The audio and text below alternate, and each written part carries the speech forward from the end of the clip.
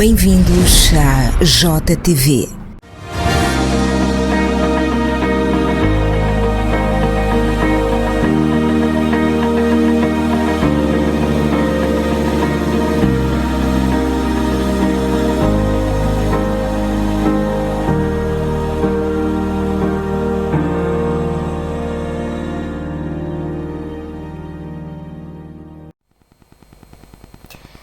Muito bem, graça e paz a todos vocês que já estão sintonizados aí em casa através do canal TMT. Nós estamos na posição 37, assim que chegamos, nós a dupla do momento aqui no canal JTV. A todos vocês que são fiéis aqui, internautas, os que acompanham-nos através da plataforma Facebook, vocês sabem que podem nos encontrar lá, nós somos a JTV Espaço MZ, e para quem nos vê através do canal YouTube, nós somos a JTV Espaço MOZ. Voltamos e voltamos em grande. Ontem foi um programa extremamente quente e hoje vamos aquecer ainda mais. Hoje vai ferver, não vai aquecer, vai ferver. O dia promete, a noite promete, então já pode ir partilhando o link a todos vocês que nos estão a acompanhar aqui do Facebook e avisar os outros que preparem-se os corações.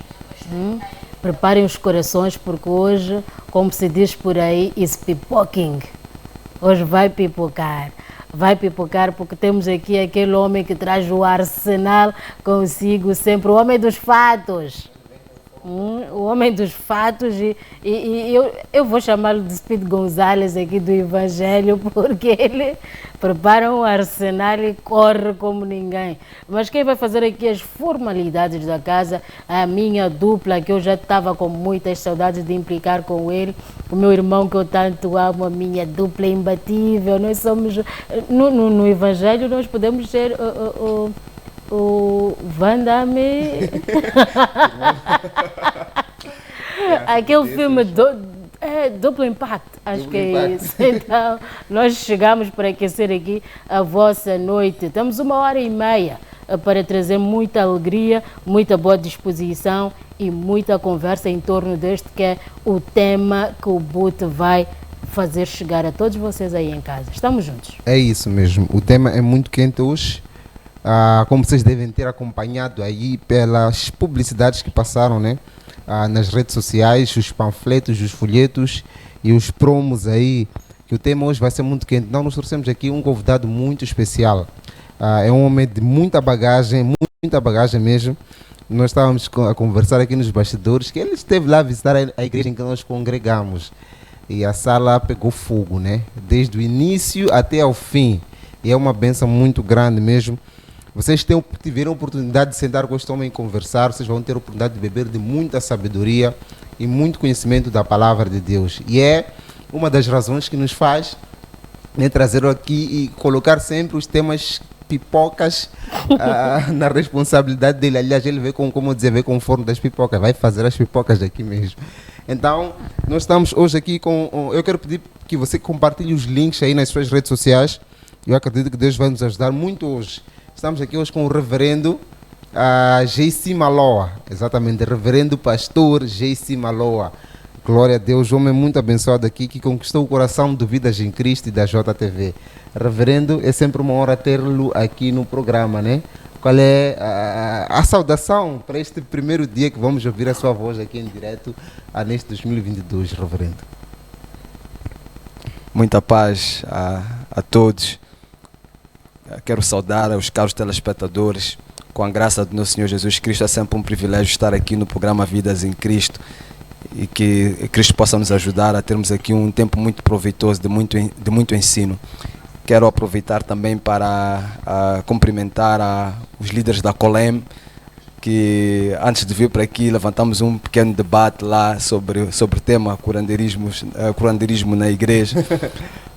Mas gostaria também de fazer uma saudação especial aos meus intercessores da Igreja Discípulos de Todas as Nações lá no bairro Patrício Lumumba, vocês que têm orado pela minha vida e que têm cooperado comigo na obra que Deus colocou sobre a nossa vida lá em Patrício Lumumba. Saúdo a todos vocês. Não deixaria também de cumprimentar o Centro de Evangelização. Amém. Depois de vocês terem feito aqui esta apresentação do dia em que estive lá convosco, que foi de fato muito poderoso. Deus nos ajudou. Cumprimentar ao apóstolo Daniel Baruan, que a paz do Senhor esteja consigo, meu amado. E pronto, estamos juntos, vamos a isso. Amélia está muito bonita, vieste mesmo Obrigada. com roupa de militar, há de haver guerra aqui. Hoje é hoje. Os curandeiros que se convertam aqui não é por minha conta. O Espírito Santo vai cuidar de tudo. Então estejam prontos, preparem aí se estiverem nas palhotas, preparem aí as malas para empacotarem as coisas e aceitarem Jesus hoje como Senhor e Salvador, porque o tema é mesmo para todos vocês aí que fazem o povo de Deus acreditar em algumas coisas contrárias aqui à palavra de Deus. Mas eu deixo isto a cargo do reverendo Jaisi, o Pai Grande, que vai desvendar este mistério, vai desmistificar estas coisas. Hoje não é novidade para ninguém que temos aqui, o reverendo, temos aqui já curandeiros na igreja a profetizarem, a fazer libertação. Eu não sei se existe algum versículo que justifique isto, mas antes de chegarmos a este ponto, eu gostava que comentasses primeiro em torno do tema. Quando a gente fala do curandeirismo na igreja, o que é que isto lhe remete? Que acredito que também tem a sua opinião a respeito do assunto. Maravilha, vamos a isso, que Deus possa nos ajudar.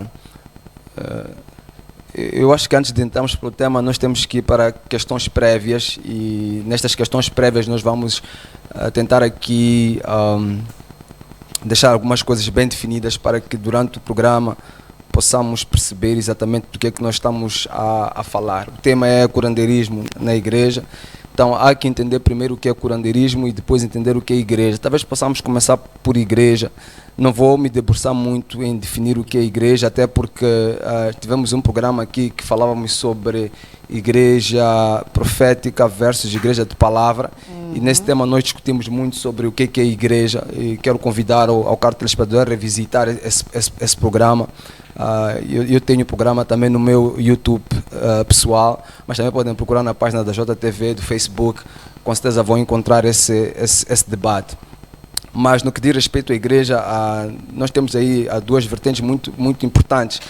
Uma que está em Mateus capítulo 16, quando Jesus Cristo ele dá mais ou menos aquilo que é a interpretação, a visão terrena e também celestial do que é a igreja. Quando ele diz para Pedro: tu és Pedro, sobre esta pedra edificarei a minha igreja, as portas do Hades não prevalecerão contra ela, dar-te-ei as chaves do reino.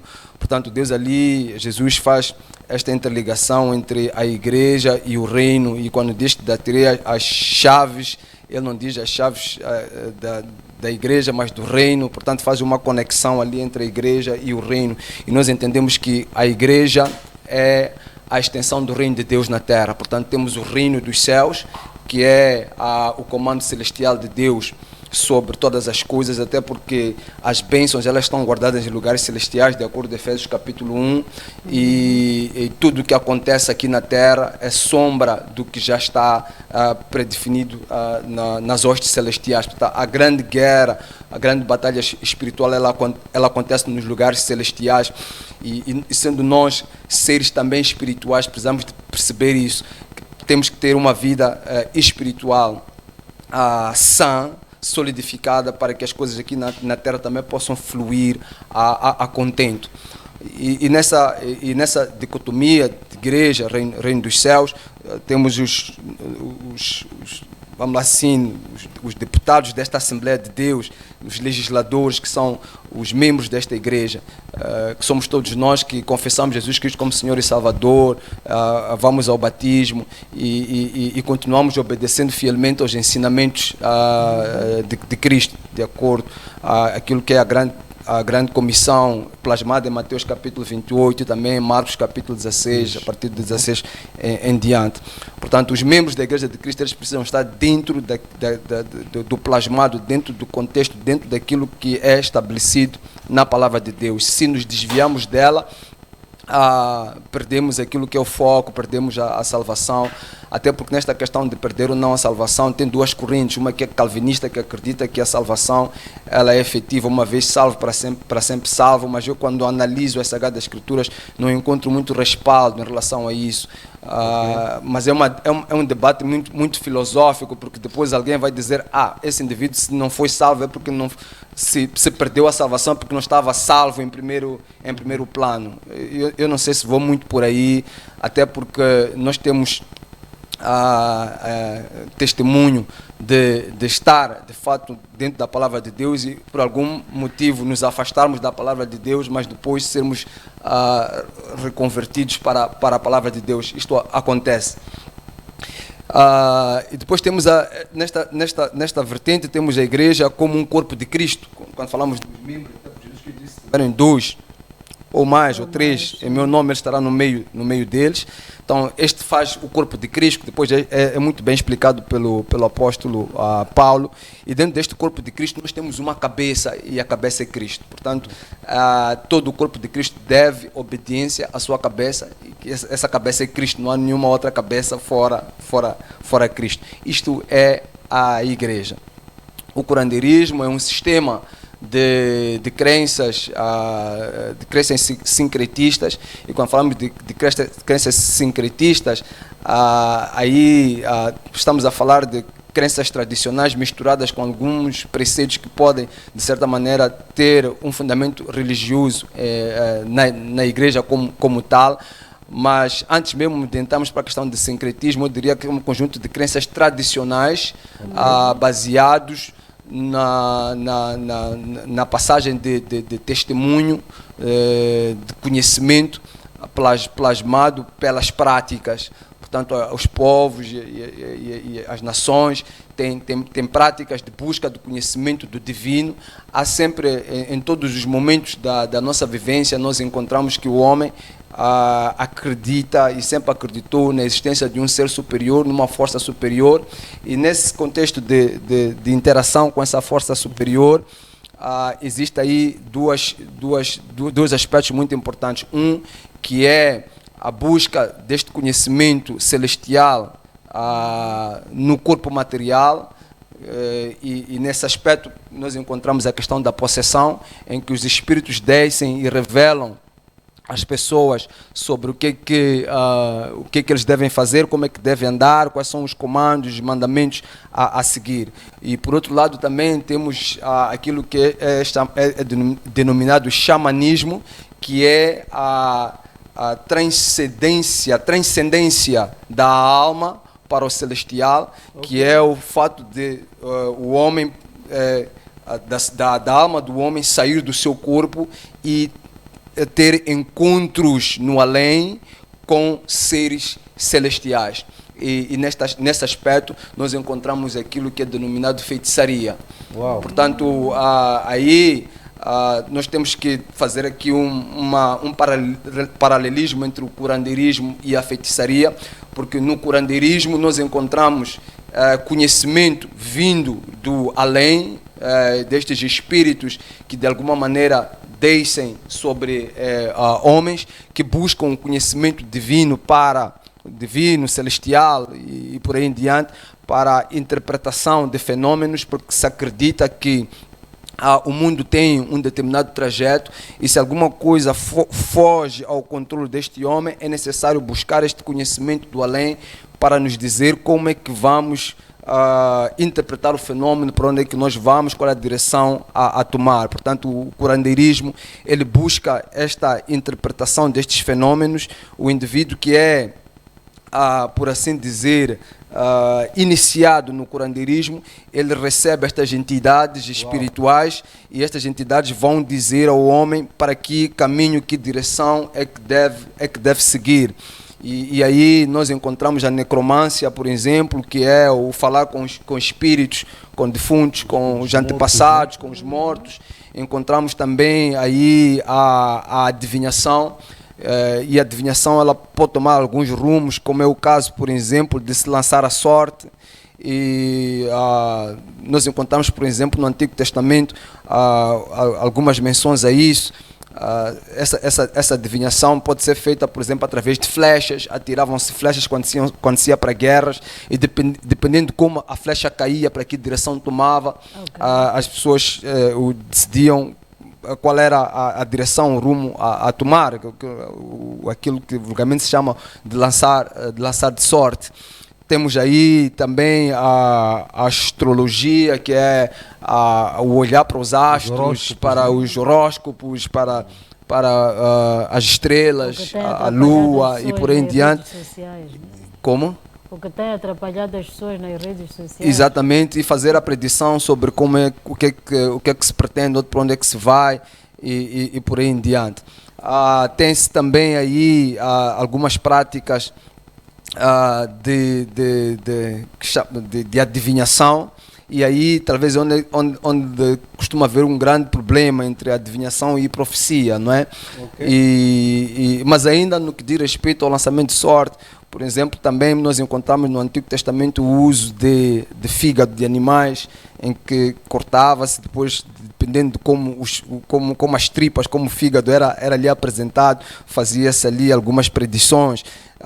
Temos um caso muito interessante, muito curioso, de José, que, interpelando os irmãos, ele disse que vocês levaram o copo que eu utilizava para fazer adivinhação. Não é? Então nós entendemos que estas práticas, elas aconteceram, por exemplo, num contexto mais antigo. Até havia ali alguma, vamos assim dizer, permissividade da parte de Deus.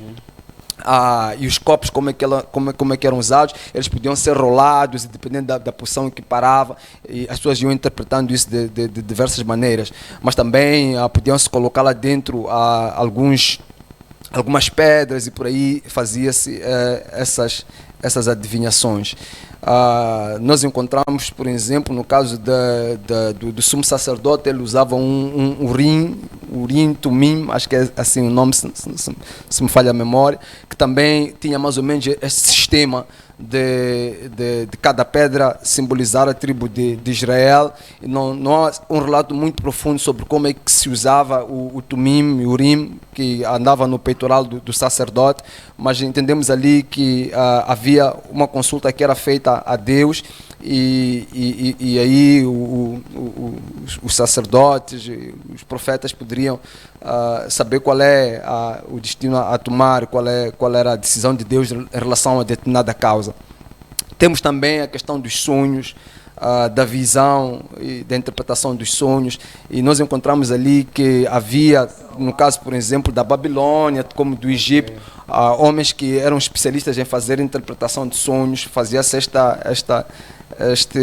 este devagar sobre o que a pessoa sonhou, e depois buscava-se ali entender a interpretação deste mesmo sonho, o que significava, né? O que isto queria dizer.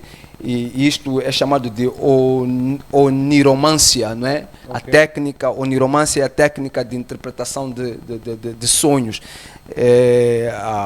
Nós aí podemos chamar isto de técnica, mas nós podemos também aqui dizer, de acordo com as Sagradas Escrituras, que para os homens de Deus não era uma questão de técnica, era uma questão mesmo de dom, porque quando Deus queria, por exemplo, transmitir determinada coisa, e nenhum outro mago, feiticeiro ou por aí em diante conseguia interpretar o que Deus colocava na cabeça de determinado rei ou autoridade, Deus, na sua omnisciência, dava a interpretação exata aos homens de Deus sobre isso, sobre o que ele queria falar. Nós encontramos muito isso no livro de Daniel. Era o interpretador de sonhos por excelência, mas também José, ele tinha esse dom, e ele fazia isso com muita eficácia e eficiência. Então, aqui, qual é aqui a grande, vamos lá assim, a grande questão de choque? É que quando nós saímos do Antigo Testamento, quando estamos aqui a tratar de questões que têm que ver com profecia, adivinhação e por aí em diante, no Antigo Testamento, isto estava devidamente plasmado, e havia condições nas quais Deus permitia ou não determinadas práticas. No que diz respeito a questões como necromância, adivinhação e por aí em diante, Deus claramente proibiu, e nós vamos encontrar que os reis, eles fizeram um grande trabalho alguns, nem todos, fizeram um grande trabalho no sentido de aniquilar todas as práticas que fugiam ao que estava plasmado na lei de Moisés. Já estamos a falar, estamos a entrar aqui para a lei de Moisés, que depois regula o que é que deve ser feito, o que é que não deve ser feito. E nós, neste aspecto, temos que interpretar a revelação de Deus de forma progressiva. Nem tudo que Deus aceitou que acontecesse numa determinada época, Ele depois permitiu que acontecesse na época posterior. Até porque na progressividade da revelação, Deus vai se tornando cada vez mais rigoroso e vai dizendo coisas que não devem acontecer. Tem coisas que nunca foi permissão de Deus, mas tem outras coisas que, por exemplo, Deus, em determinado momento, não deu assim tamanha importância. Mas quando vamos depois lendo a palavra de Deus, vamos percebendo que determinadas práticas Deus Ele corta por completo, não se deve fazer e ponto final. E aí, meus amados, nós entramos já para o Novo Testamento. Eu estou a correr um pouco, que é para nós atacarmos o verdadeiro cerne da questão, que é a igreja.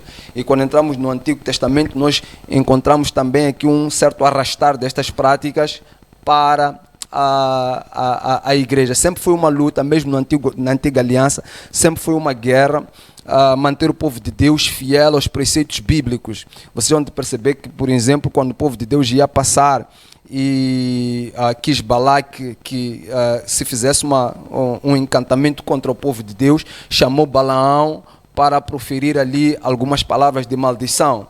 E depois nós encontramos que Balaão, ao subir para amaldiçoar o povo, não conseguiu assim o fazer. Contudo, ele entregou um segredo a Balaque, como é que poderia fazer com que o povo caísse. E o que ele disse? Olha, faça com que esse povo pratique idolatria. Esse povo está afirmado na palavra de Deus, não vai praticar idolatria. Então o que é que você deve fazer? Arranja as moças mais belas daqui do teu reino, introduza-as dentro da juventude do povo de Israel, e elas mesmas se encarregarão de fazer com que este povo se desvie da palavra de Deus.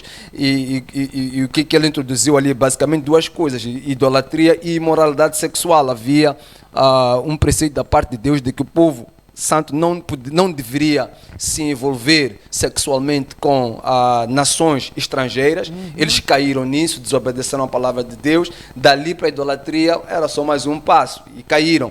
Portanto, o povo de Deus no Antigo Testamento sempre teve esta luta sobre obedecer ou não a palavra de Deus versus o povo que andava ali à volta, que sempre tentava de uma ou de outra maneira entrar dentro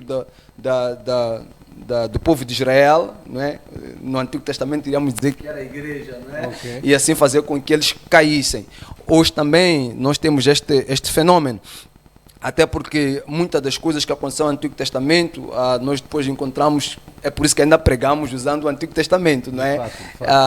Onde se aperceber que, por exemplo, o julgo desigual é proibido no Novo Testamento, na igreja, mas infelizmente hoje nós temos homens de Deus que saem e se enamoram por mulheres que não são salvas, que não são crentes, e envolvem-se com elas. Infelizmente eu tenho acompanhado com muita tristeza que muitos jovens na igreja não guardam a pureza, namoram, e esta questão de namorar, por exemplo, não fugindo ao assunto, mas abrindo aqui um aspas, não é bíblico. Na Bíblia nós encontramos o noivado e o casamento. O cristão, quando entra no relacionamento, ele não entra para namorar. O namoro é uma amizade, praticamente. Então, não há necessidade de pedir em namoro uma moça se você não vai beijá-la, não vai tocá-la, vai ficar a conversar com ela. Isso é uma amizade. O que acontece é quando você decide que realmente esta é a jovem com a qual queres viver o resto da sua vida, faz ali o noivado, que é para receber a lista do que é necessário e depois começar a organizar o casamento. E já agora, porque tivemos a celebrar, o mundo esteve a celebrar o Dia dos Namorados. Eu vi ali alguns cristãos que organizaram eventos gospel sobre namoro, sobre sei lá o quê e tudo mais. Isso não é bíblico, isso são práticas de Balaão entrando dentro da igreja. E até igrejas organizando eventos para... não sei se era discipular, namoros, ou seja lá o que for, não é bíblico. Estas práticas, elas vão entrando dentro da igreja e vão fragilizando a própria igreja. Então, isto aqui eu estava a dar mais ou menos o panorama. Aqui contra o namoro. Como? tem aqui uma opinião contrária contra o namoro aqui. Não, eu acho que isto está a ferir o Buti de alguma forma. Não estamos a ferir. Não estamos a ferir. Melhor voltarmos aqui ao tema, Não, porque eu estou a ver que o meu irmão O Buti está a namorar. pisaram no calo do meu irmão. O Buti está a namorar. Isto eu não posso não posso entregar o Vai meu se irmão apresentar aqui, oficialmente lá na família da moça e mostra ali que realmente tens pretensão em casar a moça. Eles vão te apresentar ali a lista do lobolo. É assim como um cristão faz. Nós não fazemos as coisas das escondidas lá no... Pronto, então eu estou a salvo nestas coisas do dia 14, eu estou fora. Né? Então, até porque... Eu sei que de fato o dia 14 não é um dia que um cristão tem que comemorar, né? Porque mesmo o historial do dia 14 é um pouco controverso e pagão, né? E associa-se aí a uns rituais de mortos, homens que morreram, que não tem nada a ver com o respaldo bíblico que o pastor aqui, a reverendo, está a falar. Então, eu não sou a favor, né? Tá bem, vamos arranjar aqui. Um outro dia para entrarmos profundamente nesse tema. Mas então, quando nós entramos para a igreja, nós temos este histórico que aqui foi definido e tudo mais. Os apóstolos são martirizados, quase todos na sua maioria. Mas eles vão deixando algumas cartas, e estas cartas elas servem de referencial sobre os desafios que a igreja foi vivendo no primeiro século. Pois então, quando nós já tratamos da questão do curandeirismo, as primeiras manifestações da entrada do curandeirismo para a igreja nós encontramos no livro do Apocalipse. Na verdade, então temos as primeiras manifestações disso no livro de 1 de João, 2ª, nem tanto assim, 3ª de João, mas o livro do Apocalipse, ela já vai mostrando assim alguns sinais. A preocupação, estamos a falar do Apocalipse capítulo 2, as cartas que são desenhadas para as igrejas, elas já vão mostrando aqui o ataque, uma certa mudança de paradigma, uma certa mudança na maneira como Satanás começa a abordar. Quando falo da abordagem, falo de certo namoro. Porque isto é assim, nós temos a igreja dentro de um preceito plasmado. Então o que acontece? Para que estas práticas entrem dentro da igreja, elas não entram de um dia para o outro, não é?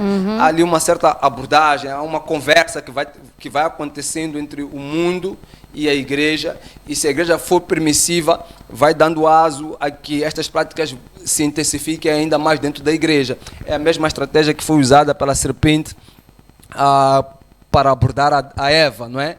Começou ali com uma conversa e tal, depois foi metendo um papo de que vão ser iguais a Deus e por aí em diante, e isto funciona desta maneira. Então, eu não vou assim fazer uma leitura muito densa do que o Apocalipse diz, mas se você tiver com a sua Bíblia, pode acompanhar comigo, Apocalipse capítulo 2, quando é desenhada aí a carta à igreja de Éfeso. Nós temos no versículo 2 Deus dizendo que os homens ali, que a igreja de Éfeso não tolerava homens maus e que pôs à prova os que dizem ser apóstolos, mas não são, e descobriu que eles eram impostores. Então nós aí encontramos que já começou a surgir aí um conjunto de apóstolos, pessoas que se diziam apóstolos, mas de fato não eram apóstolos. Estavam a fazer este approach em relação à igreja. Depois no versículo 6 diz aí, mas há práticas dos nicolaítas, mas há uma coisa a seu favor, você odeia as práticas dos nicolaítas, como eu também as odeio. Então aí esses nicolaítas faziam parte de um grupo do que se chamavam de gnósticos, né? E esses gnósticos estavam a trazer aí algumas teorias, alguns aspectos, algum ensino que fugia aquilo que eram os ensinamentos ditados pelos apóstolos. Dentro do gnosticismo nós encontramos alguns aspectos até ligados ao curandeirismo e alguns aspectos ligados ao sincretismo, vamos falar um pouco mais adiante. Depois temos assim no versículo 9, conheço as suas aflições, diz a igreja de Esmirna, a sua pobreza, mas você é rico. E aí nós encontramos uma igreja pobre, mas que Deus está dizendo, não fiquem cabisbaixos por pensar que vocês são pobres, de fato vocês são ricos.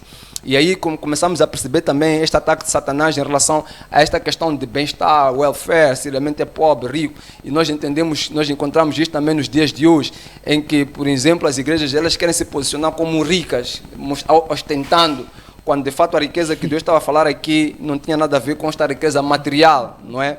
E quando neste versículo 9 nós encontramos, diz assim, mas você é rico, conheço a blasfêmia dos que se dizem judeus, mas não são, sendo antes sinagoga de Satanás. Então nós encontramos aqui esta menção de sinagoga de Satanás, que tenta, de certa maneira, entrar dentro do meio da igreja, se dizendo ser aquilo que não são. Este é o mesmo ataque que nós estamos a encontrar hoje, nos dias de hoje, dentro da igreja. Temos falsos apóstolos que se dizem apóstolos, mas não são. Temos falsos crentes que se dizem crentes, mas não são. Falsos operadores de milagres que dizem ser membros da igreja, mas não são. Eu vou já aqui correr para pedir ao nosso reverendo que segure aqui o seu fio de pensamento, não o perca, porque nós já vamos interromper para fazer o nosso primeiríssimo break e voltamos dentro de alguns instantes. Não se esqueça de partilhar o link, nós somos a JTV Espaço MZ, para quem nos acompanha aqui através do Facebook, somos a JTV MOS no YouTube. Estamos na posição 37 do canal TMT, mas hoje algo diz-me que, aliás, os telespectadores estão aqui a reclamar que estão sem sinal no TMT. São falhas técnicas, acredito que já está a resolver. Voltamos dentro de alguns instantes e até já.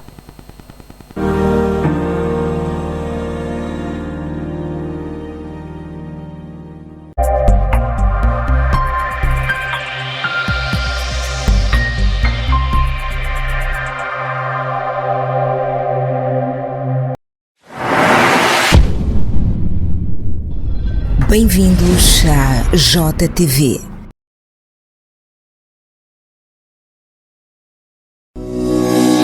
Garanta eficácia na imagem e comunicação da sua empresa ou qualquer evento através da Filmar Produções. Trazemos para si uma variedade de serviços tais como transmissão de Zoom profissional, Facebook Live profissional, YouTube Live profissional, videoconferência profissional, tradução e interpretação de conferências, aluguer de equipamentos audiovisuais e muito mais. Contacte-nos através dos números 84 48 41 085 ou 87 79 29 049. Filmar Produções, por um serviço de qualidade e eficácia.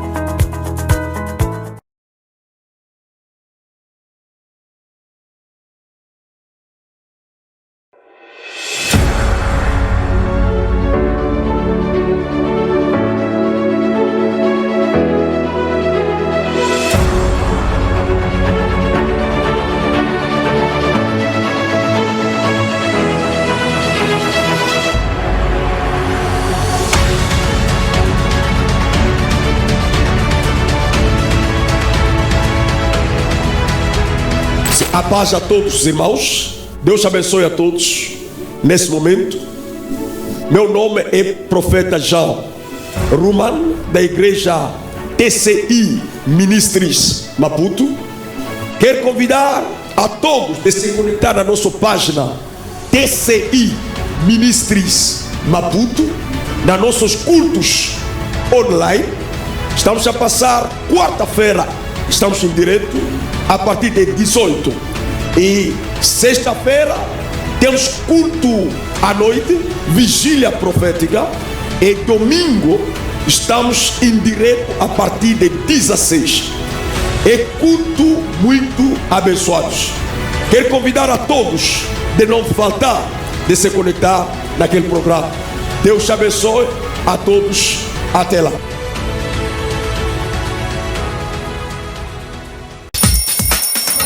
No Café de Visão Social, esta quarta-feira, contamos com um tema bastante pertinente. Como lidar com a ausência dos filhos na criação de uma nova família. Até lá, contamos consigo.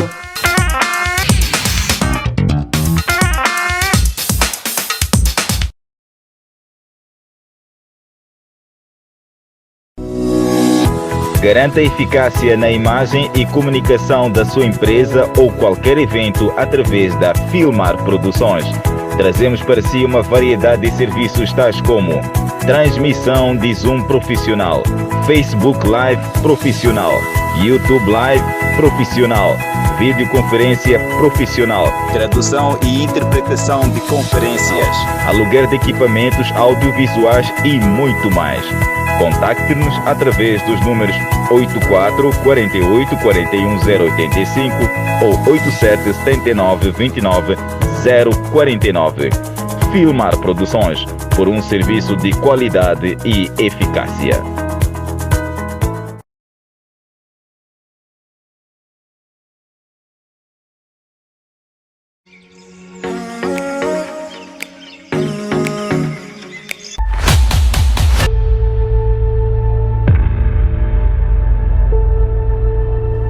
The Lord is saying, O Senhor está dizendo: there are certain gods há certos deuses that have been worshipped que eles têm in Mozambique. em Moçambique. Repent, Arrependa-se, repent, arrependa-se, and turn away from sin. saia do Let pecado. us enter, Vamos andar, enter, entrar. enter. Let us enter. Vamos entrar. The Messiah is O coming. Messias está vindo.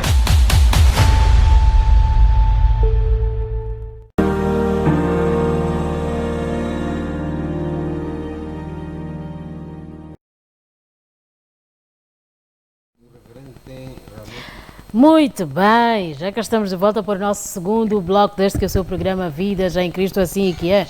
Não podemos perder mais tempo porque o tema hoje é mesmo aliciante, é um tema delicado de se abordar aqui no meio evangélico. Não se devia tratar deste tipo de assunto, mas já que a coisa está assim, precisamos mesmo entrar aqui para desvendar este mistério. Estamos a perceber que não é algo que está a acontecer agora em 2022. Temos aqui no Antigo Testamento cenários semelhantes e quem nos está a desvendar este mistério é mesmo o reverendo JC, para o qual eu volto neste exato momento.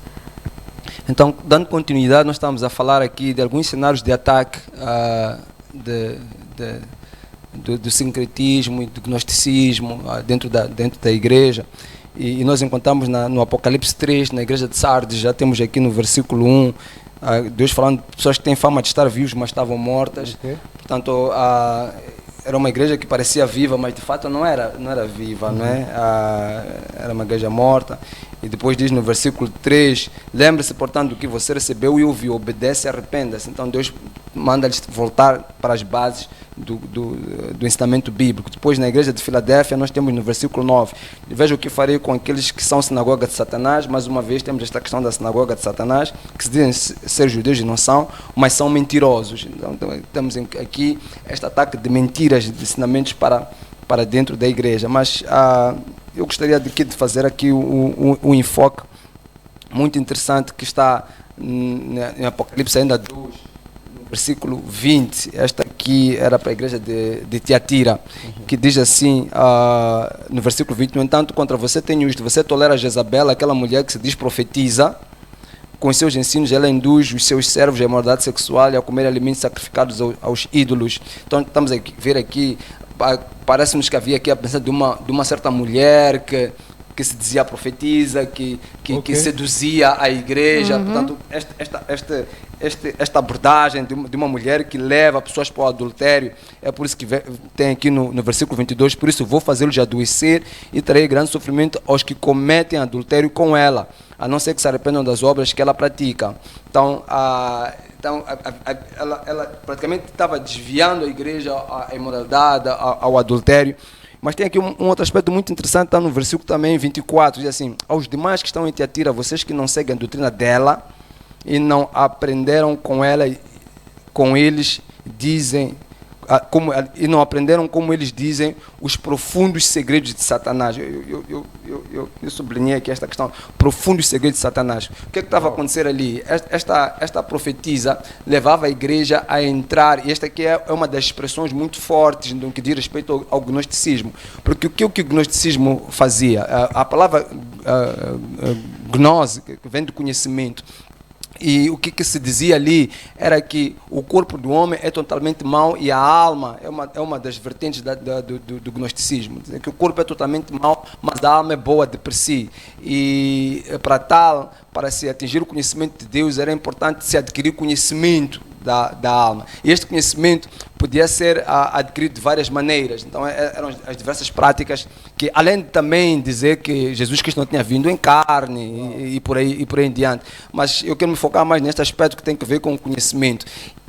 Incentivava-se a busca do conhecimento de coisas ocultas, incentivava-se ali a busca do conhecimento de aspectos que tem a ver com o satanismo, com o ocultismo, o buscar ali de segredos das trevas, ok? E isso aconteceu aqui, a busca destes profundos segredos de Satanás.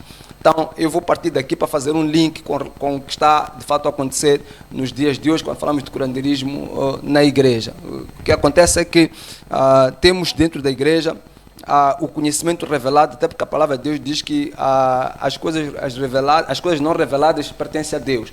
No entanto, há uma busca incessante das pessoas de querer o conhecimento que não é revelado por Deus, né? Querer saber das coisas ocultas, querer buscar, e isso dá uma sensação de poder.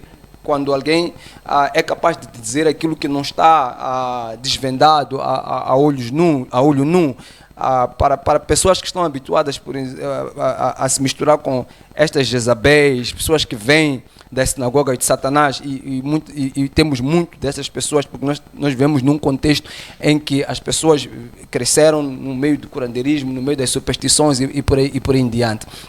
Então elas, quando vão para a igreja, elas querem, de certa maneira, ter uma extensão das coisas que faziam lá fora, na sinagoga de Satanás, dentro da igreja. Então busca-se, através destes super apóstolos, profetas, profetisas e tudo mais, a demonstração de poder que esteja acima do conhecimento dos curandeiros, dos magos, dos feiticeiros e por aí em diante. Porque fica-se com a sensação de que o homem de Deus é muito mais poderoso quando ele faz muito mais do que aquilo que faz um curandeiro, que faz muito mais do que faz um feiticeiro e por aí em diante, e não na vertente na vertente espiritual do conhecimento de Deus, ou que leva a Deus, mas na vertente do conhecimento das coisas ocultas. Das mesmas coisas que Deus diz para não buscarmos conhecimento, como é o fato de eu querer saber o que vai acontecer comigo amanhã, né? O que me interessa eu saber o que vai acontecer comigo amanhã, quando eu tenho fé.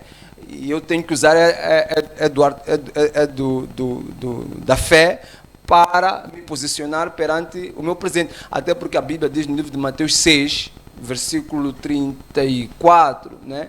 A cada dia o seu problema. Os que procuram estas coisas são pagãos, não é? Cada dia o seu problema. Busca cada dia o seu problema. Põe em primeiro lugar o reino de Deus. Aliás, põe em primeiro lugar o reino de Deus e a sua justiça, e todas as coisas serão acrescentadas. Deixa para amanhã o dia da manhã, não é? Então, não é prática da igreja nos preocuparmos com o que vai acontecer amanhã, o que é que está por acontecer depois da manhã, o que é que você escondeu na sua casa, qual é o problema com isto e mais aquilo, e se nós entrarmos para as Sagradas Escrituras, nós vamos perceber que,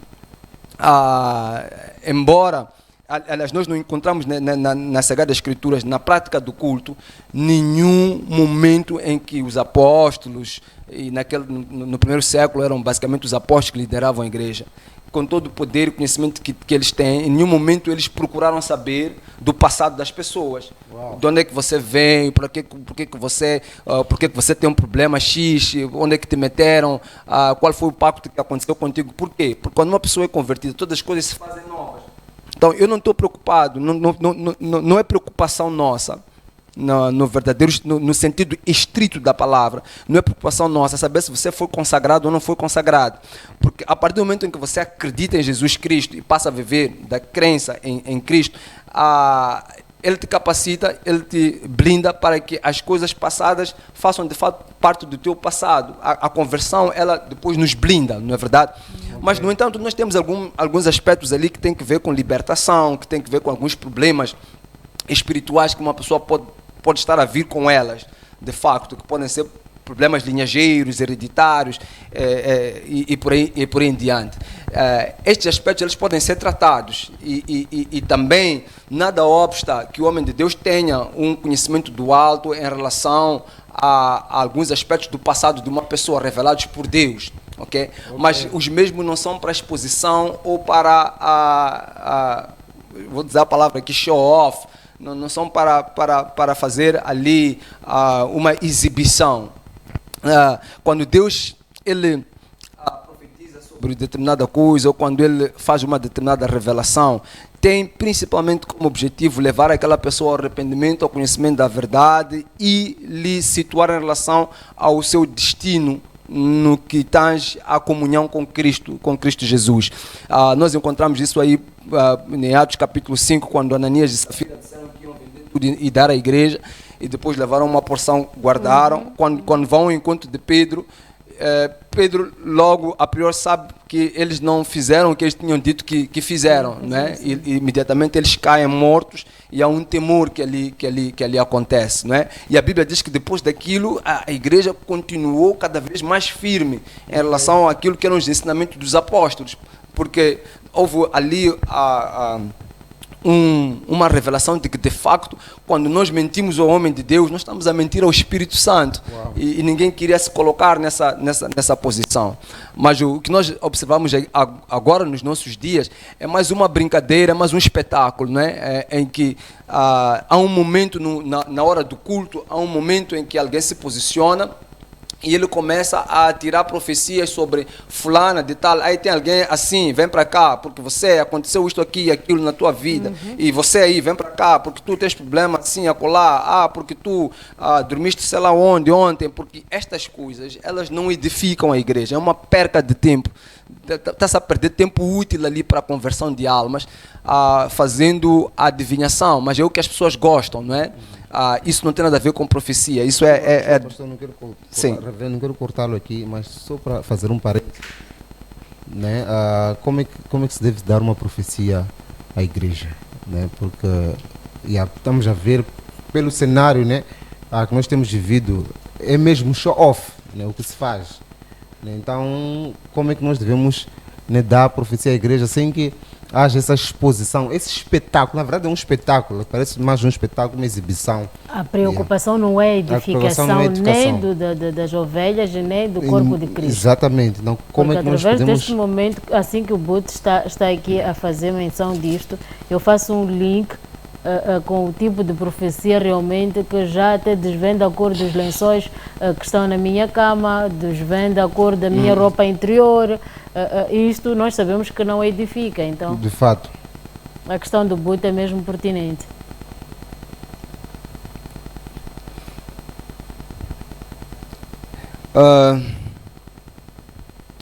Apocalipse 21, 22, versículo 5, ela responde essa pergunta. Vamos lá, versículo...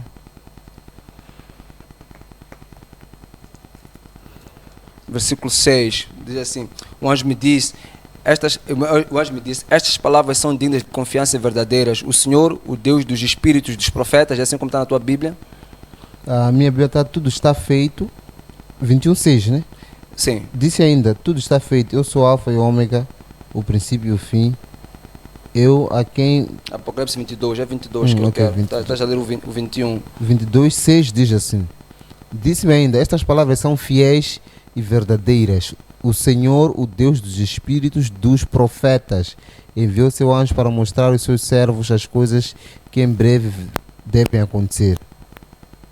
E eis que vem sem demora, bem-aventurado aquele que guarda as palavras de profecia deste livro. Não, aí mesmo já está. Há de perceber que quando é revelado estas coisas ao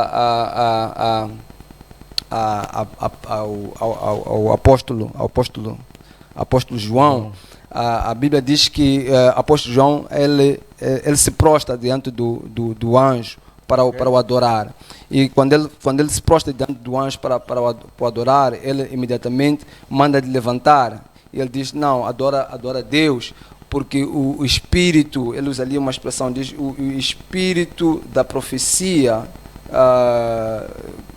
Eu vou ler aqui, versículo 9. Mas ele me disse: não faça isso, sou servo como você e meus irmãos, os profetas, e com os que guardam a palavra deste livro. Adore a Deus. Não é aí. Deixa eu ver qual é a passagem aqui. É feliz, né? João, é aquele que eu vi. Ok, eu estou à procura aqui da passagem. Tinha comigo medida de vara. Ok, tudo bem. Mas então, o que o anjo diz? Diz assim, o espírito da profecia é a pregação da palavra de Cristo. Portanto, toda a pregação, ela está embebedada do espírito da profecia. A pregação da palavra de Deus, quando alguém se posiciona para pregar sobre Cristo, ela faz a revelação das coisas ocultas. As coisas ocultas nos levam a Jesus. Por quê? Porque toda a palavra de Deus, toda a pregação e todo o trabalho que os profetas fizeram, desde a antiga aliança até as revelações que nós encontramos nos testamentos e nas cartas paulinas, elas levam-nos a Cristo, elas nos direcionam a Cristo. Portanto, quando alguém chega a Cristo, ela chega ao cerne da profecia, ela chega ao cerne de toda a revelação, ela chega ao cerne de todo o conhecimento. Portanto, Cristo é a revelação extrema do conhecimento e da profecia. É por isso que no culto, quando nós temos ali a definição do culto e de como é que este era feito, um dos momentos áureos do culto é a pregação. A pregação é a profecia, no sentido estrito da palavra. A palavra profeter significa falar adiante, né? Pro é o prefixo, né? Fete que vem de falar. Então, é falar antes, dizer alguma coisa antes de acontecer. Okay. Então, o que nós encontramos na palavra de Deus é que todo aquele que se posiciona para pregar e para falar sobre Deus, ele vai dizer exatamente o que é que vai acontecer com alguém se viver de forma desvirtuada, se está fora da palavra de Deus, se está fora daquilo que é o contexto bíblico, se está fora daquilo que é a salvação. Ele vai dizer o que é que vai acontecer com eles. É o que aconteceu com Noé, quando, por exemplo, ia dizer que vai chover, não é? no caso específico da antiga aliança, e as pessoas não acreditavam que iria chover. Ele estava ali a profetizar, e choveu, e todos os outros morreram. E a mesma coisa que a gente faz hoje, nós vamos dizendo que a igreja vai ser arrebatada, o arrebatamento está a chegar, o reino de Deus está por vir, e todo aquele que acreditar em Cristo Jesus será salvo. Marcos capítulo 16. Quem não acreditar será condenado. Está aí a profecia, né, de forma explícita colocada. No entanto, nós temos no livro de Coríntios Paulo fazendo uma descrição de ser usada a profecia num contexto de levar uma pessoa à conversão, revelando coisas ocultas. A pessoa entra dentro da igreja, ninguém sabe exatamente qual é a vida dessa pessoa, como é que viveu, quais são os problemas que lhe trouxeram à igreja. E, por alguma razão, a pessoa que está a ministrar, ela faz uma revelação em relação à vida dessa pessoa, e essa pessoa cai prostrada, rendendo-se ao nome de Jesus, porque foi lhe revelado ali algo oculto, algo que ninguém sabia. Mas veja só o que acontece com essa pessoa. Essa pessoa cai e prostra-se diante de Deus, ela rende-se a Cristo por causa dessa revelação. Então o que estamos a dizer é que a revelação profética, ela traz necessariamente, ou deve trazer necessariamente, ou visa trazer o arrependimento, a pessoa prostrar-se e render-se. E, afinal de contas, isto que foi dito, de fato, sobre a minha vida, Deus sabe, e eu me rendo a este Deus. Okay? A questão que se coloca aí muitas vezes é, esta profecia que foi feita sobre esta pessoa, que foi lhe dita, por exemplo, que tem um testículo maior que o outro, o que é que isto vai trazer de arrependimento em relação à vida desta pessoa? Não sei se estão a entender o contexto. O que é que isto vai trazer de mudança de vida em relação a esta pessoa? Simplesmente deixamos a pessoa exposta. Exatamente. Então, é importante perceber este aspecto. A profecia, ela tem que trazer, de fato, este contristar do coração da pessoa. E o que acontece? Eu, por exemplo, ainda no domingo passado, uma irmã sentou comigo depois da ministração da pregação, e eu nem sabia que aquela ministração estava falando sobre ela. E ela chegou, sentou e disse: pastor, falou tudo sobre mim. Eu estava aqui a perguntar, Deus fala comigo. Há uma questão que estava a preocupar-me. E a pregação de hoje foi exatamente tudo aquilo que eu precisava de ouvir neste momento. Está a entender? Uau. Então, aquela ministração foi uma revelação para aquela pessoa. E isto vocês vão encontrar em qualquer igreja que é ministrada a palavra. As pessoas chegarem e dizerem: sabe, o pastor hoje estava a falar sobre isto e parece que alguém falou consigo que este era o meu problema. Não é? Eu ontem mesmo estava acontecendo determinada coisa assim, e o pastor realmente falou hoje sobre o problema que eu estava a viver e tudo mais. Então, o espírito da pregação em si, ela carrega esta profecia. Em alguns momentos, nós podemos encontrar dentro da igreja aspectos que nos levam a esta profecia direta, em que alguém, por exemplo, que o Espírito Santo fala com o ministro do dia e diz: olha, tem alguém aqui assim, acolá, que está sentado na cadeira X, no lugar Y, por favor, essa pessoa vem aqui para frente. A pessoa vem para frente e depois a pessoa, assim diz o Senhor. Isto mais aquilo, e ele vai contando, vai dizendo: olha, você há 2, 3 semanas atrás esteve orando sobre isto e mais aquilo. Deus hoje está trazendo uma resposta assim. Esta profecia, quando ela é feita dentro da igreja, ela não anda muito no faz de conta, ela é muito específica, não é? Okay. Ela é muito específica e ela é reveladora. E geralmente isto acontece quando há alguma ministração também que tem que acontecer na vida dessa pessoa para que se quebre determinada barreira ou alguma coisa que esta pessoa já vem há muito tempo pedindo a Deus e Deus decide naquele dia falar especificamente com ela. Isso acontece. Em que nós estamos num contexto, estamos numa igreja, por exemplo, com milhares e milhares de pessoas, e Deus diz: olha, chama fulano de tal por nome, e a gente vai chamar a pessoa fulano de tal por nome. A gente não conhece a pessoa, a gente diz: olha, você está vindo do sítio X, e o Espírito de Deus está-nos a dizer isto, mais aquilo, e isto também acontece. No entanto, o que eu gostaria aqui de deixar muito claro é que no contexto da igreja, isto não é algo que ocupa o centro do culto. Não é um momento em que a pessoa sobe e diz: agora vou profetizar. Porque, como costumam dizer, né? Can I prophesy? Não. Agora vou profetizar. Não é assim como isso acontece. Por quê? Porque não é da vontade esporádica do homem de Deus que agora é o momento de eu profetizar. Até porque, se for neste contexto, nós temos para isso a pregação, que é um momento específico para se fazer isso.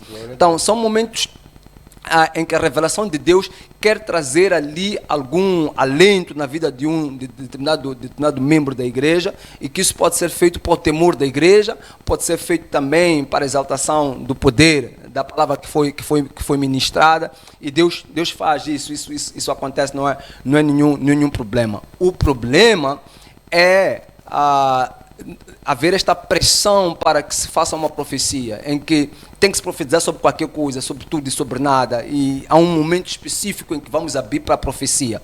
A profecia não é aberta dentro de um culto, nem é necessário que seja aberta dentro de um culto. Como eu disse, é um aspecto esporádico. Se nós lemos o livro de Coríntios, a palavra de Deus dizia que o Espírito de Deus caía sobre alguns membros da igreja, que depois até levantavam e começavam a profetizar. E Paulo proibiu, disse: não façam isso, profetiza 1, 2 pessoas, quando muito 3, não é? E façam isso de forma ordeira. Para não haver desordem. Na casa de Deus. Por que não devia haver desordem? Porque as pessoas não vão para a casa de Deus para ouvir profecia nesse sentido específico que tem que ver com uma pessoa. As pessoas vêm para ouvir a pregação da palavra e a orientação da parte de Deus. Dentro desta pregação, desta orientação, pode de facto acontecer ali aspectos que tem que ver com um e com o outro, e Deus fala. E isso é um facto, não podemos negar. E, havendo necessidade de uma profecia, como às vezes acontece, muitas vezes elas ocorrem fora do contexto do culto. E nós que somos homens de Deus, podemos receber revelações em relação a membros da nossa congregação, e podemos sentar com elas, conversar e dar o aconselhamento, sem necessariamente roubar aquele tempo dedicado ao culto. Eu que respondi a sua questão. Claramente. Amém. Então, entrando para a questão do curandeirismo na igreja, que provavelmente seja um dos aspectos que mais aqui, que talvez esteja assim a aguçar a curiosidade das pessoas. O curandeirismo, como nós vimos, estamos a falar do curandeirismo na definição que nós encontramos como práticas tradicionais e tudo mais, ela tentando penetrar a igreja, ela com certeza sofre oposição, e aí vamos já aquecer um bocadinho a coisa. Algumas pessoas costumam dizer: os pastores não se entendem. Não sei se vocês já perceberam. Há um programa que aconteceu aí num desses canais de televisão, não vou mencionar aqui para não trazer publicidade, em que estava-se a discutir por que os pastores não são unidos. Acho que era o tema. Foi domingo passado ou antepassado, eu não me lembro. Que estavam a discutir por que os pastores não são unidos. Não, aqui é importante esclarecer isto aqui, deixar muito bem claro, né? Nem todos que se dizem pastores são pastores. Nem todos que se dizem igreja são igreja. Nem todos que dizem crentes são crentes. Então, há uma pretensão por parte da sinagoga de Satanás de se fazer igreja, okay? De ter aceitação por parte da igreja. Eles querem ser de fato igreja e querem ser aceitos por parte da igreja. Na verdade, aqui nós temos, se nós quisermos colocar isto aqui em camadas, nós temos as igrejas mais tradicionais, okay? Depois temos as igrejas que foram surgindo a posterior, na fase do avivamento da igreja, que são basicamente as igrejas pentecostais e por aí em diante. Depois temos as neopentecostais, as mais recentes, e dentro das neopentecostais temos os ministérios proféticos também, que entram pelas neopentecostais e que também procuram afirmação. De fato, todas estas vertentes de igreja procuram a afirmação dentro de um reconhecimento geral de que são, de fato, igreja. No entanto, o reconhecimento da igreja não está nas autoridades, não está se o governo licenciou ou não. O reconhecimento da igreja está na palavra de Deus. Glória a Deus. É importante que a igreja esteja de acordo com aquilo que é plasmado na Bíblia. Se uma igreja é secular, mas não viva a palavra de Deus, temos o caso da igreja católica, por exemplo, que é secular, que surgiu já há bastante tempo, mas não está dentro daquilo que é plasmado nas Sagradas Escrituras, não é igreja, ainda que ele se denomine igreja, não é igreja. É portanto deixar isso muito bem claro. Homem de Deus, segura aí, reverendo JC. Nós temos aqui a indicação de que temos de voar para o nosso último break e nós voltamos dentro de alguns instantes. Não perca aqui esta explanação do nosso reverendo e partilhe o link para que mais pessoas sejam abençoadas aqui através da palavra de Deus. Voltamos dentro de alguns instantes, não saia daí, até já.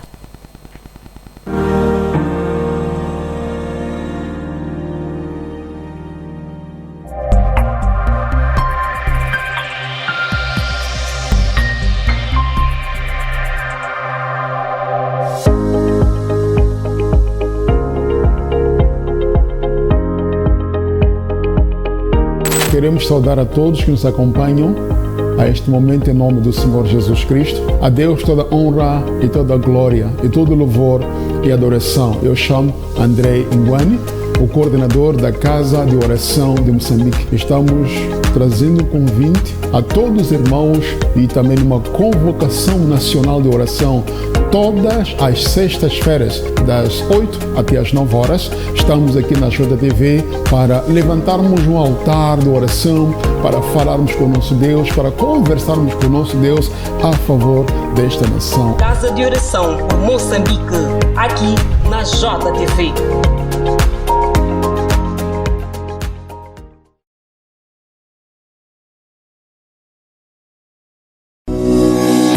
Garanta eficácia na imagem e comunicação da sua empresa ou qualquer evento através da Filmar Produções. Trazemos para si uma variedade de serviços tais como transmissão de Zoom profissional, Facebook Live profissional, YouTube Live profissional, videoconferência profissional, tradução e interpretação de conferências, aluguer de equipamentos audiovisuais e muito mais. Contacte-nos através dos números 84 48 41 085 ou 87 79 29 049. Filmar Produções, por um serviço de qualidade e eficácia.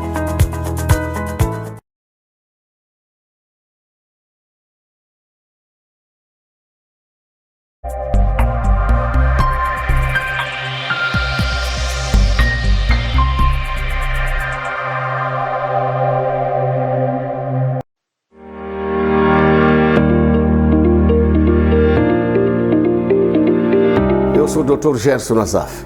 Olha, eu vou falar extensivamente deste produto aqui, que é a maior economia do país, Nonono Brilhador.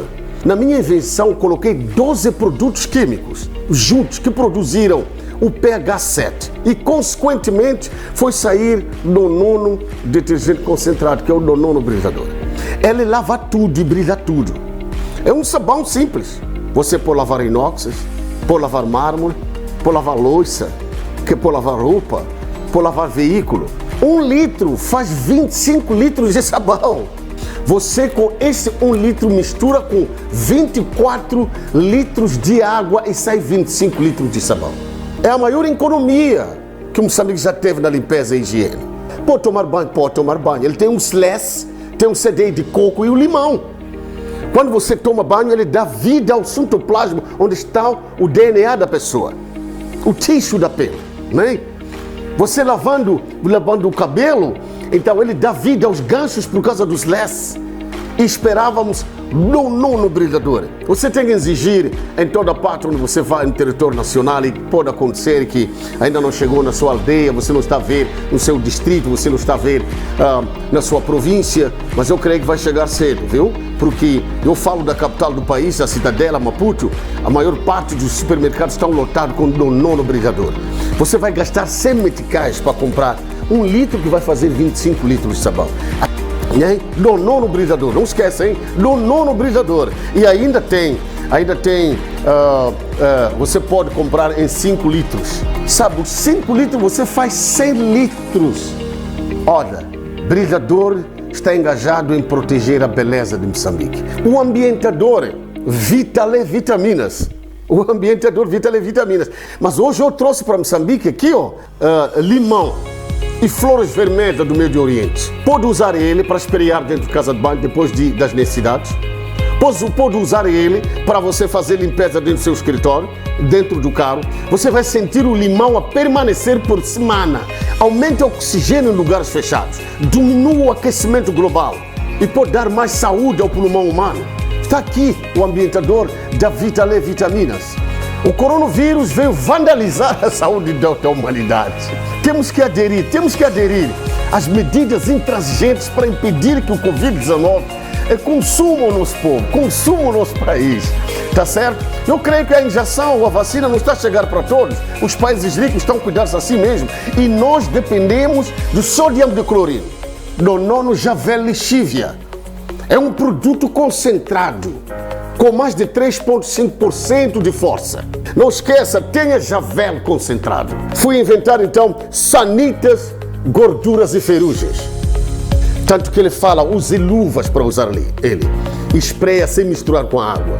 Eu vou te garantir, todo aquele amarelado lá na louça sanitária, 20 anos que você viu aquilo, já queria trocar, não troque mais. Adquira no nono Sanita, gorduras e ferrugens, autocolismos. Estarão limpos em 10 minutos.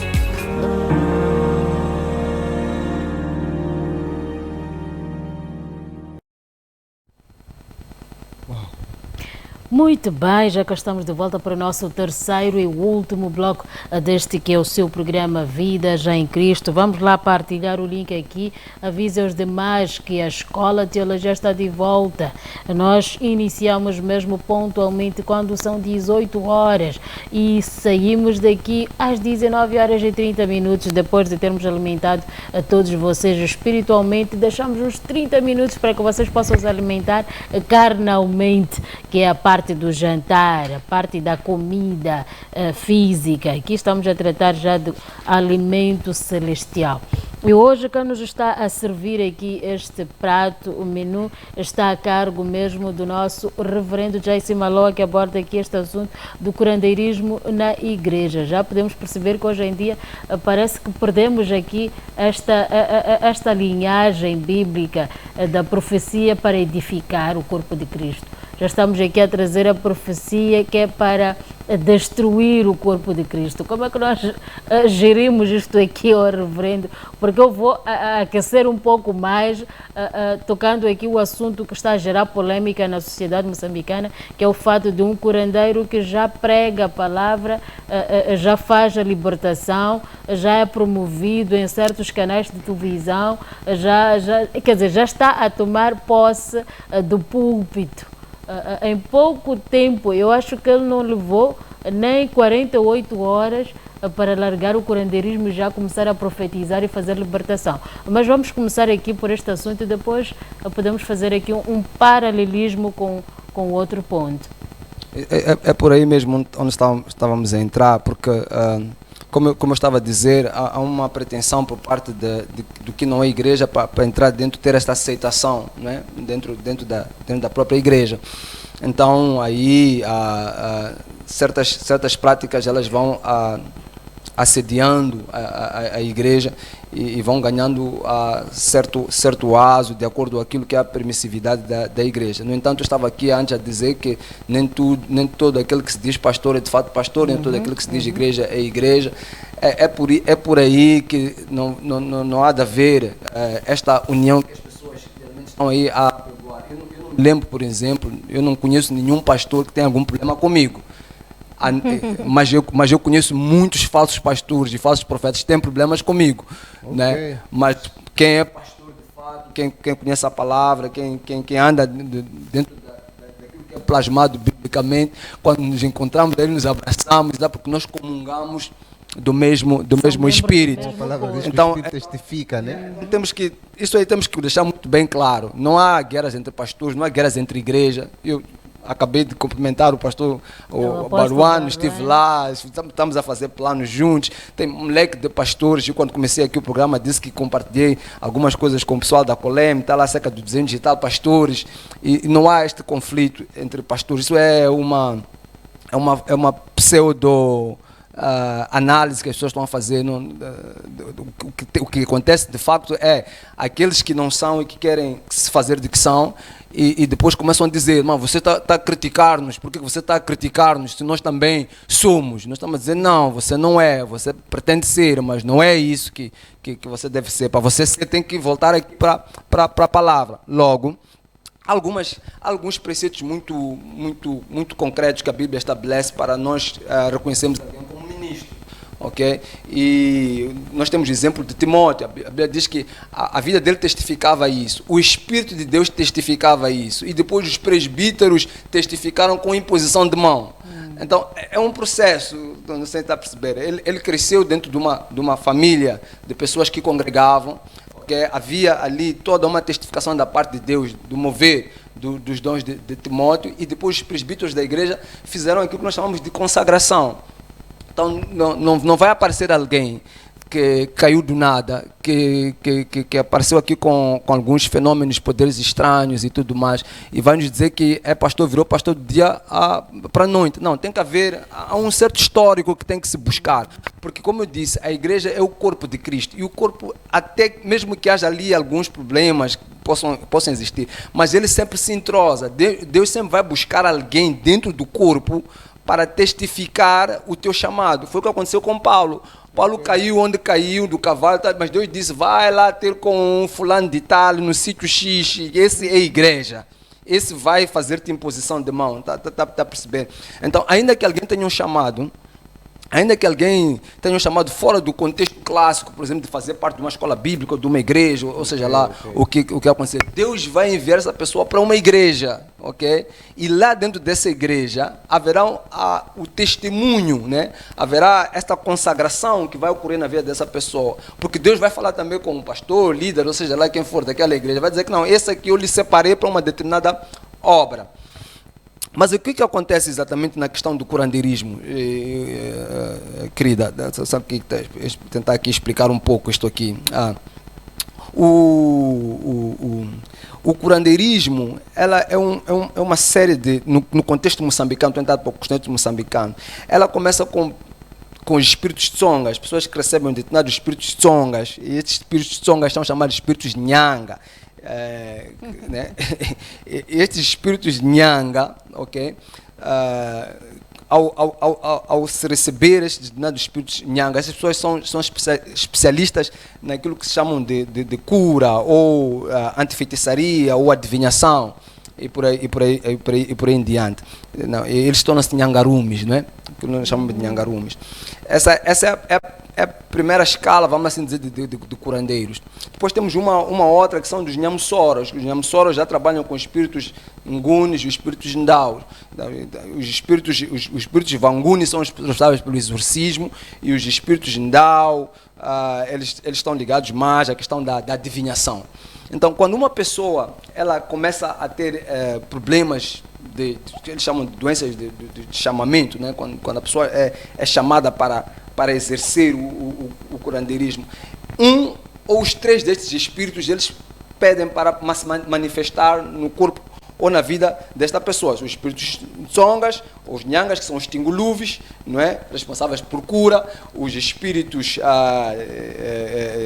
nyangarume, que tem que ver com a questão da feitiçaria, adivinhação, os nguni, os também chamados ngoma, sangoma, que são os espíritos vanguni, que tem que ver com a adivinhação, não é? E os espíritos ndau, que são os de Nyamsoro, não é?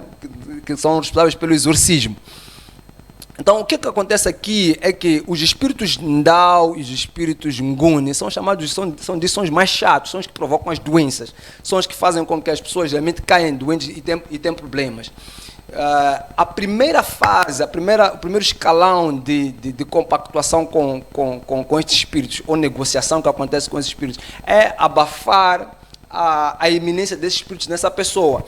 Então, os espíritos Ndau e os espíritos Vanguni são tidos como espíritos que não são oriundos do nosso país. São abraçados de espíritos tsongas. E os que fazem melhor isso são os ziones. Okay? Então, o que eles fazem? Eles criam ali uma estrutura de negociação com os outros espíritos para que eles não manifestam e não tragam essa doença, estes problemas espirituais que as pessoas têm, e usam os espíritos tsongas para questões que têm que ver com adivinhação, e aí sai aquilo que são os profetas. Okay? Então, vocês vão ver que, por exemplo, nas igrejas ziones, temos ali aqueles profetas e tudo mais, que são os indivíduos que, a priori, foram para lá porque tinham problemas espirituais, não queriam ser curandeiros, porque para ser curandeiro é preciso passar por uma série de rituais, né? Exatamente. Tem uma formação específica. Exatamente, é uma formação, e é uma formação muito dolorosa, vamos lá assim dizer, né? Tem os cufundruquiça, como é que se diz mesmo? O cufundruquiça, tem os cutuaças, tens ali um conjunto de cuparuras e uma série de vamos tirar um de outro dia para conversarmos, uma série de rituais que acontecem para a iniciação do curandeiro, e que depois a vida social dessa pessoa fica prejudicada. Um conjunto de aspectos, tem que se isolar, tem que começar a depender destes espíritos para decidir com quem vai casar, onde é que vai viver, e por aí em diante. Onde é que vai trabalhar, dependendo daquilo que são as vontades e os desejos destes espíritos. Então, os iones, eles fazem uma negociação com os espíritos Ndau e Nguni, abafam e deixam os tsongas fluírem, que são os espíritos da profecia. Aí começam este movimento profético. Okay? Na verdade, eu associo muito estes que fazem adivinhação e tudo mais com estes espíritos zionistas, mas eles têm a mesma origem, que é a origem no curandeirismo. Daí que quando estes começam ou evitam, deixam de fazer as suas consultas nas suas palhotas, nas suas dumbas e por aí em diante, e começam a enveredar por um sistema muito mais parecido com o da igreja, e começam a usar bíblias e por aí em diante, não abandonam por completo as práticas que têm que ver com as suas origens. Então trazem esta mistura para dentro da igreja. É por isso que, por exemplo, nós tivemos um caso recentemente, esse que estava a mencionar, de um curandeiro que foi aceito numa determinada igreja, que 2, 3 dias depois ele já estava ali a fazer exorcismo. Por que ele conseguiu, ou por que ele entrou naquele sítio e foi fazendo o exorcismo? Porque aquela organização, é uma organização que está dentro, ou opera dentro daquilo que são os espíritos tsongas. E operando dentro do que são os espíritos tsongas, os espíritos tsongas estão ligados, ou diretamente ligados ao curandeirismo. Logo, não há uma empatia, não há um choque. Se eu sou curandeiro, eu tenho espírito tsonga. Se eu tenho espírito tsonga, eu posso fazer esta, entre aspas, profecia. Eu posso chegar lá e operar naquela dimensão. Okay? Agora, há que de fato negociar-se com os espíritos Ndau, que são os mais agressivos, os que trazem problemas, os que trazem as doenças e tudo mais, para que haja uma certa permissividade, para que esta pessoa não faça os trabalhos, por exemplo, dos terreiros, os trabalhos das palhotas e por aí em diante. Okay? Então, este curandeiro, por exemplo, que vai abrir uma sinagoga de Satanás, ele dentro do... Se vocês forem a fazer um estudo, e eu estava a fazer um estudo sobre isso, até tem um artigo muito bom, que eu vou citar para as pessoas lerem. O título é Saberes e Práticas de Cura nas Igrejas Neotradicionais em Luanda. carismas, participação e trajetória das mulheres. Foi escrito por Fátima Viegas e Jorge Varanda.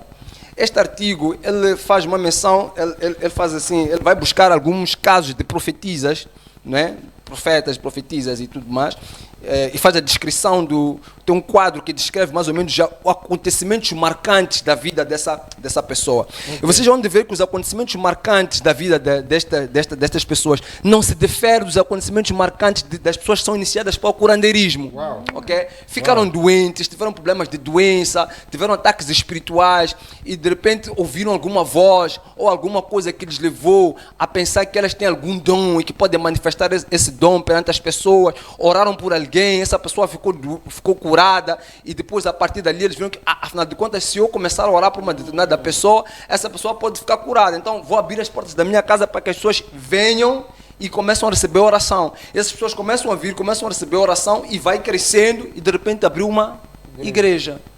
Ok? Mas o sistema de abertura de uma igreja não é esse, não é assim como funciona. E nós temos que ter o cuidado de perceber que Satanás se transfigura em anjo de luz. Okay? O fato de eu orar para uma pessoa, essa pessoa ficar curada, não significa que essa cura ela veio através do poder de Deus ou que é uma vontade manifesta da parte de Deus para que isso aconteça. Na verdade, meus queridos, o caso de adivinhação clássica da Bíblia tem em Atos capítulo 16, de uma menina que apareceu e disse para Paulo e os que estavam ali com Paulo, não, de fato esses são os homens de Deus que pregam a verdade e tudo mais, ouçam o que eles estão a dizer, mas Paulo acabou por repreender, dizendo, saia daqui, espírito imundo. Portanto, aquela moça, ela estava, a predição, aquilo que ela estava a dizer era de fato verdadeiro. E a Bíblia diz que muita gente ganhava dinheiro com esta menina nessas práticas, né? As pessoas vinham e ela dizia de facto coisas e as pessoas se identificavam com o que ela dizia. No entanto, o espírito que estava ali, que estava a funcionar, o espírito que estava por detrás daquela menina eram espíritos imundos. Okay? Então, o fato de uma pessoa fazer uma adivinha, o fato de uma pessoa operar uma cura, não significa que esta pessoa de fato esteja coberto dentro daquilo que é o Espírito de Deus, ou esteja andando dentro daquilo que é plasmado nas Sagradas Escrituras. Há uma série de coisas ali que são muito importantes, são necessárias para que uma pessoa, por exemplo, possa ascender a um grau de profeta dentro de uma igreja. Okay? Além de que, quando um profeta ele é de fato bíblico, e nós já falamos sobre isso, não vamos repetir aqui, tem uma série de fatores que não pode falhar no que diz respeito ao que fala. E é por isso, meus queridos, que é muito difícil, não vou dizer que acontece, mas não é uma coisa, não é algo que a gente encontra com muita recorrência, homens de Deus estarem a profetizar. Por quê? Porque o homem de Deus, como eu disse, quando ele profetiza, primeiro ele é accurate, ele vai direto ao ponto, ok? E dois, ele não pode falhar. Não pode haver margem de falha. Porque se ele falha, imediatamente nós excomungamos esse homem, no homem de Deus. Okay? Então, há que ter a certeza de que o que eu estou realmente a receber da parte de Deus é de fato aquilo. Okay? E é um exercício muito interessante fluir dentro destes dons. Talvez, então, vamos abrir linhas, não é? Para ver algumas questões e tal. Não sei se vamos abrir linhas, mas eu gostaria de trazer aqui 10 práticas, assim de forma resumida, não poderemos abrir 10 práticas de curandeirismo na igreja. 10, okay. As pessoas podem perguntar em casa, já que não vamos abrir. Então, como é que eu vou saber, por exemplo, que aquela igreja é uma igreja de curandeiros, que aquela pessoa que está ali, que se diz pastor, não é um pastor, mas é um curandeiro, ainda que seja um curandeiro que fez assim algum acordo com alguns espíritos para ficarem abafados, porque, meus amados, certa vez eu cruzei com um pastor, pastor não, com um certo homem, dizia homem de Deus, né? Estava todo a cheirar bafo de bebida e tudo, mas ele dizia que era pastor. Quando tentei perceber muito bem o que de fato ele era, percebi que ele era pastor de fato, mas era pastor de uma igreja Zion. Então tem muita gente aí que se levanta e diz que de fato é profeta, isto, é por aquilo em diante, mas ele está a operar por detrás de um determinado espírito. Então, como é que a gente vai identificar isto? Com alguns sinais, não é? O primeiro sinal que nós encontramos é o uso de elementos de parafernália, ok? O uso de elementos de parafernália, estamos a dizer que dentro de uma igreja, de um curandeiro, você vai sempre encontrar óleo, vai encontrar água, vai encontrar venda de miçangas, venda de qualquer coisa, vai encontrar... Por quê? Porque as pessoas dentro daquela igreja não dizimam, ok? Não dão dízimo, ou se dão dízimo é com muita relutância. E para poderem ganhar dinheiro, as pessoas vão ter que vender muita coisa. Porque o dízimo é a 10ª parte dos nossos rendimentos e é algo feito dentro de um contexto de fé. As pessoas que frequentam essas igrejas não têm fé. Então, se você prega sobre dízimo e oferta, aliás, nem se prega sobre dízimo e oferta naquele lugar, prega-se mais sobre sacrifícios, não é? Então, o primeiro aspecto que tu vais me contar lá é o uso abusivo de elementos, não é abusivo, não, o uso de parafernálias, de elementos, porque também no curandeirismo usa-se muito elementos, parafernálias e outras coisas que as pessoas têm que levar para casa, porque elas não têm fé, então tem que levar alguma coisa para as suas casas que sustente a sua crença. O segundo aspecto tem a ver com idolatria, o uso de fotos do líder, né? Fotografias, tem que sempre ter a foto do indivíduo ali, e por ainda tem que se exaltar muito o nome da pessoa que está dentro do ministério. Por quê? Porque as pessoas não vão lá por causa de Jesus. As pessoas vão porque, não, nós vimos o reverendo Maloa na televisão, então eu quero ir à igreja do reverendo Maloa, porque ele é famoso, ele é conhecido e tudo mais. Lá as coisas vão acontecer. Qual é o cara? O reverendo conduz um carro bonito. Se eu for para a igreja do reverendo, também vou receber a unção de carro bom. É por isso que vai encontrar que essas pessoas, elas ostentam muito. Elas querem mostrar o carro, querem mostrar a casa, querem mostrar que tem isto, mais aquilo, porque as pessoas depois seguem a eles, mas não estão a seguir a Cristo. Outra questão tem a ver com a êxtase e a mediunidade. Dentro dessas igrejas vai sempre ter, ou costuma-se ter ali alguém ou algumas pessoas que são chamadas de profetisas e tudo mais, que vão receber espíritos que vão fazer adivinhação em relação às pessoas que entram naquele sítio. Vocês vão ver que há igrejas aí em que te levam para uma sala, nessa sala senta alguém que depois recebe uma entidade e começa a falar da sua vida. Meu querido, se você está numa igreja que isso aconteça, fuja daí. É uma grande feitiçaria isso. Se eu tenho problemas espirituais, é expectável que seja eu a manifestar. Não é manifestar uma pessoa para depois começar a falar de mim. Não faz o menor sentido. Quarto aspecto tem a ver com o uso de... algumas têm uso de uniformes, usam o mesmo tipo de roupa. As pessoas vão ou todas de roupas de branco, ou todas de roupa de preto, ou todas de umas roupas com determinada simbologia, ok? E muitas das vezes as simbologias não têm nada a ver com a palavra de Deus. São simbologias criadas, são tradições, recai dentro de Mateus capítulo 15. Tenha muito cuidado com isto, né? Estamos dentro... Se você vai para uma igreja em que há um imperativo de se usar um determinado uniforme, há que ter muito cuidado, porque você pode estar entrando dentro de uma sinagoga de Satanás. Quinto aspecto, a essência de terreiros consagrados, ou lugares sagrados, ou dumbas, ou altares sagrados, ok? E aí até podemos acrescentar a essência de piscinas sagradas, as pessoas mergulham ali e tudo mais, ou um sítio onde as pessoas estão doentes, entram para ali e tal, um lugar, um pequeno altarzinho, um pequeno monte, e tal, estamos diante disso. Sexto aspecto tem a ver com a adivinhação, já falamos, não vou entrar muito aqui. Sétimo aspecto tem a ver com pagamentos a mamon. Mateus 6:24, a Bíblia diz que não podemos servir a Deus e ao dinheiro. Então, ela vai exaltar muito essa questão de dinheiro, por um lado, vai se pregar muito sobre isso, dinheiro vai ser uma grande ênfase, mas por outro lado, ninguém vai ao líder ou a pessoa que ministra naquele sentido sem levar dinheiro, ok? Há ali uma necessidade de se trazer dinheiro. É uma coisa que acontece nos curandeiros. Você quando vai para o curandeiro tem que levar dinheiro, porque depois tem que se dar aquele dinheiro aos espíritos e por aí em diante. É a mesma coisa que acontece nesses sítios. Oitava coisa, sacrifícios.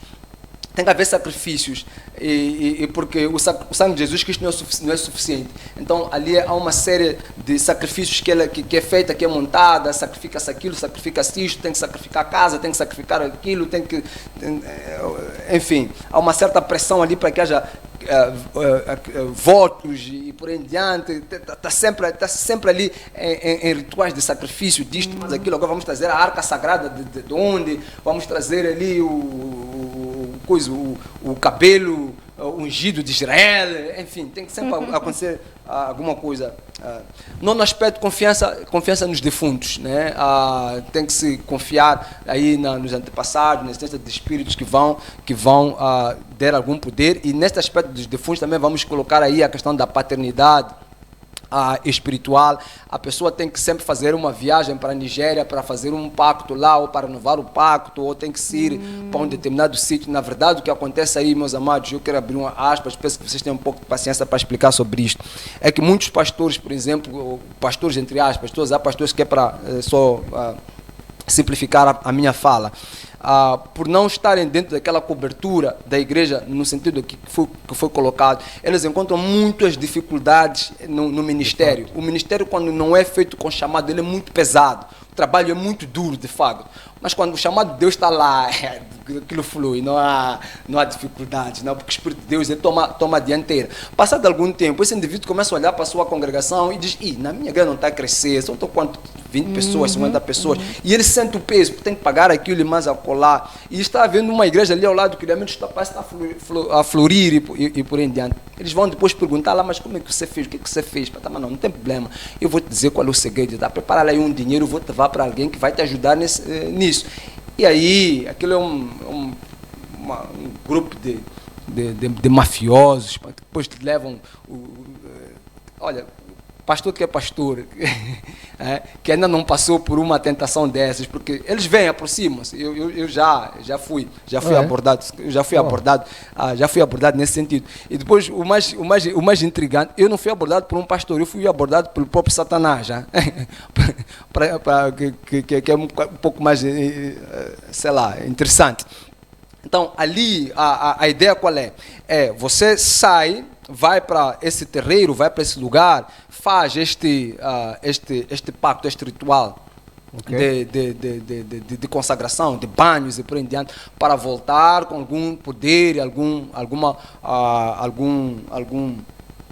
força de operar dentro daquilo que são os poderes que são ali manifestos, não é? E por último, nenhuma ênfase em pecado. Não se vai pregar sobre pecado, não se vai pregar sobre arrependimento. A pregação vai ser, uma mensagem vai ser motivacional, vai ser sobre qualquer aspecto, mas não se vai tocar na ferida, não se vai tocar no arrependimento. Então, essas são as 10 características para você saber que está diante de uma sinagoga de Satanás e é um curandeiro que está a ministrar e não uma igreja de Cristo. Uau. Muito bem, desta feita nós fizemos aqui mais um Vidas em Cristo, esta que é a sua Escola de Teologia aqui da JTV, que de segunda a sexta-feira leva para vocês aqui temas diversos e também pastores, homens de Deus que desfilam a sua classe, cada um para trazer a sua porção daquilo que Deus depositou na sua vida. E falamos mesmo de graça. Cada graça é uma graça e estas graças complementam-se, porque estamos a falar da igreja Corpo de Cristo e não igreja denominacional. Ficamos por aqui com a promessa de que voltarmos na quinta-feira, quando forem sensivelmente às 18 horas, e nós estaremos com o pastor Vicente. Até lá, bye bye e obrigada mais uma vez, reverendo Jaisi. Tchauzinho, até a próxima. Muito obrigado, Deus abençoe a todos. Tchauzinho. Amém, bênção a todos.